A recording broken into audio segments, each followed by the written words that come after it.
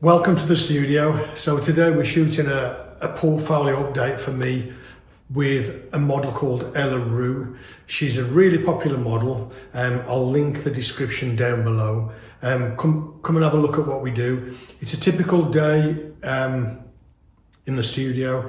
We're going to be using a Canon R series and an R5. We're going to be using some Godox lights, and we're just doing what we normally do. So come and join us.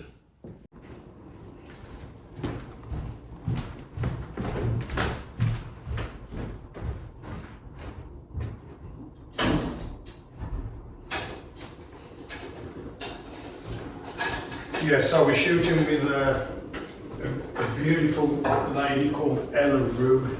She's a fantastic model. Good tip if you're going to put some studio lights on. Put the reflector or the modifier or whatever onto the floor and put your light onto that. It's the best way to do it because then you won't end up breaking things. Quite easy to do. So this is I've got loads of sandbags on the bottom of this. You don't need a massive big tripod like this. As a matter of fact, I can honestly say this tripod's too heavy. It's literally, I mean, I'm no spring chicken anymore, so it's quite difficult for me to handle it some days. So you certainly don't need tripods this big and this heavy. Tripods, lighting stand is what I'm meant to say, really. So let's just drop that down slightly. So we're trying to get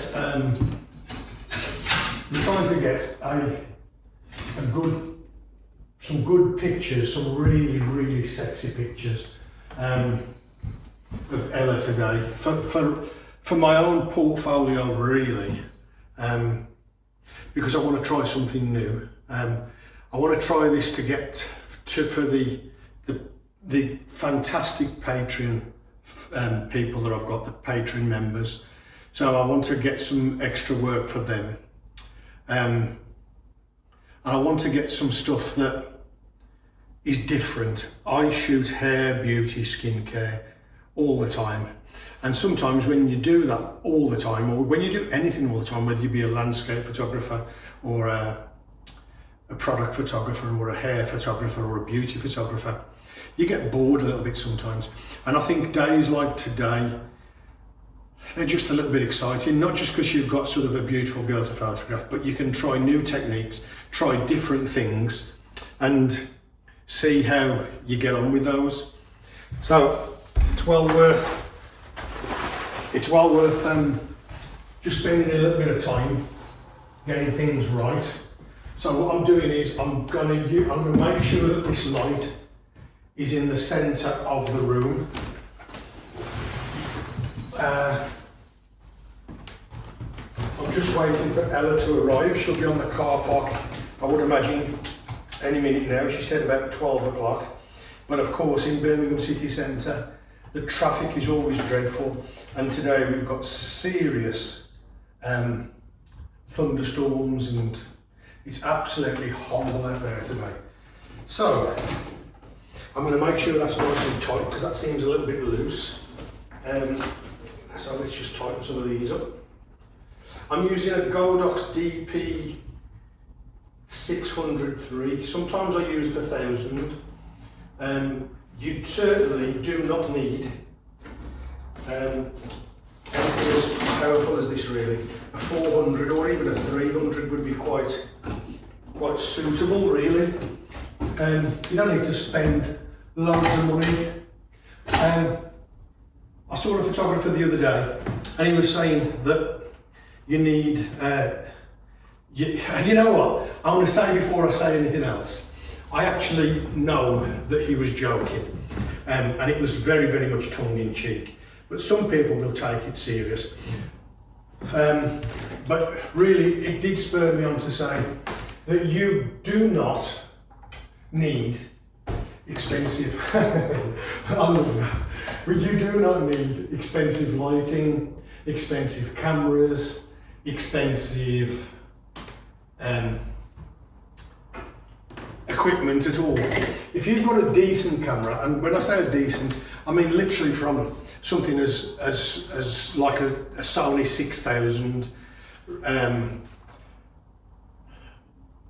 a Canon 7D, I'm not sure what but you know, if you went onto MPB and you spent 150 quid on a camera, for studio photography you need to be able to link a studio flash to it, so it needs the flash on the top, but you don't need to spend lots of money to do it. You need, the most important thing when you're taking pictures is your eye, and you need a good eye for a good picture, and if you can get the image in your mind, then you can create it on film or on a digital file.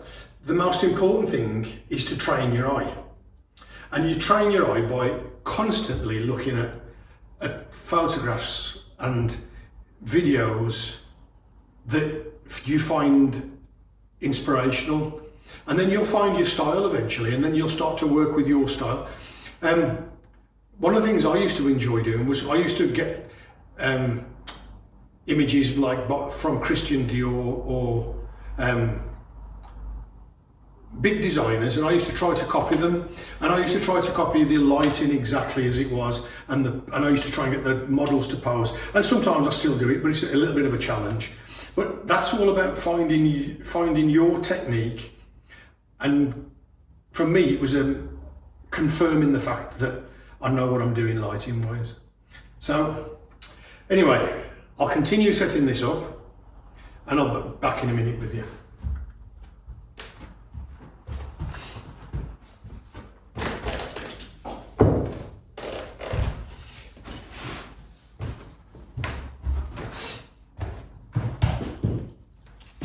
Oh God, my legs are killing me.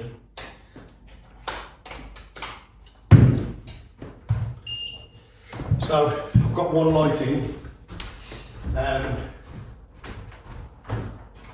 I'm going to get my Godox. What is it? It's an ST4 or 5. STIV, is that 4 or 5? My brain's not working.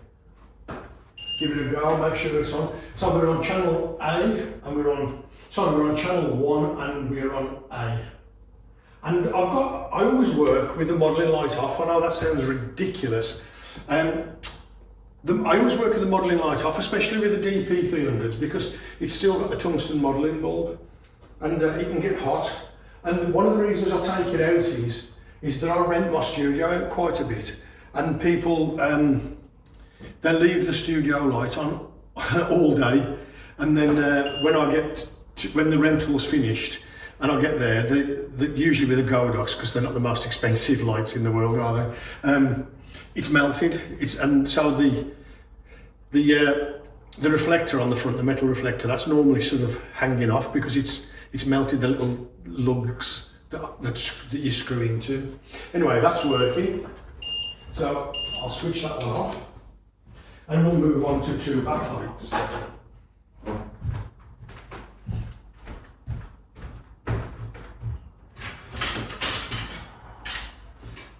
So I've got 2 Manfrotto lighting stands. Now these Manfrotto lighting stands, when I bought them, they were very, very expensive, and it literally made me cry when I bought them, because they were so expensive at the time. But I've probably had those lighting stands about 30 years now, so they've kind of paid for themselves in a roundabout way. Actually, I haven't got. Do you know something? This lighting stand, I'm going to show you something. This lighting stand, I bought 2 of these. This is it newer? I bought 2 of these newer ones, and do you know what? It's really weird because they're probably too big and too heavy, but they are the most solid lighting stands that I've got in the studio, and they're cushioned as well.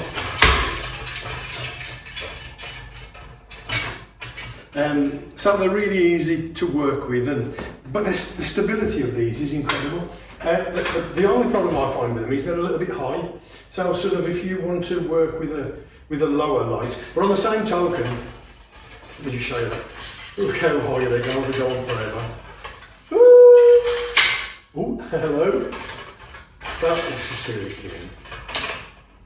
So they literally, they go right up to the studio roof. So they're brilliant. Maybe I'll look for the smaller version of it. And I bought these from Amazon, I'm ashamed to say. But you know what, right? I'm not bothered really.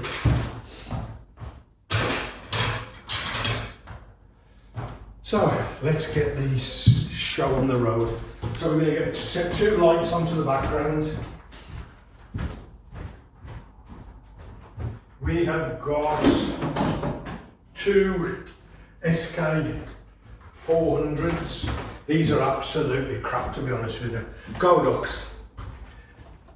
I know these were made for amateur photographers, and I only use them to light the back, but they really are rubbish. These, if you use these a lot, they won't last you very long. For an amateur photographer, you could use these for years, but if you're using them sort of 3 days a week like I do, they're really not the best. But my other lighting kit's at home, so I'm using these today. I'm going to put a Pixapro rectangular reflector. Let's make sure that's nice and I don't want it tight, because the one thing I want to do with a reflector, a rectangular reflector, is I want to be able, let's just tighten it just 1 second. So what I want to do with a rectangular reflector is, sometimes I want to point it at the background, so I want it vertical. And sometimes I want to point it at the model, and I want it horizontal, or I might want to use it as a floor light to graduate the background. So I always loosen this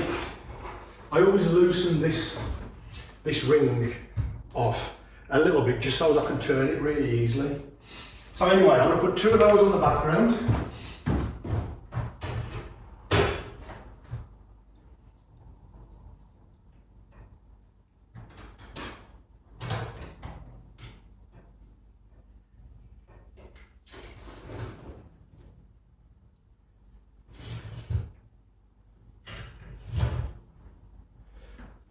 And then basically we're ready to go. So join us when Ella's here and we'll see what we're going to shoot. It's quite exciting, isn't it? Yeah, Adobe Premiere Pro is what I use for video. If ever you need a video editing, welcome to send it to me and I'll do it for you. Oh, thank you. Because I've been using CapCut for a long time. Yeah, CapCut's amateur. It's okay for sticking a quick cut up thing on. It's okay. It's just completely, totally amateur, though, isn't it? I don't know. I ain't saying it's bad, but the quality's shit and it ruins it. Just wrap face around to me just a little bit. And a bit more with your face. That's beautiful, man.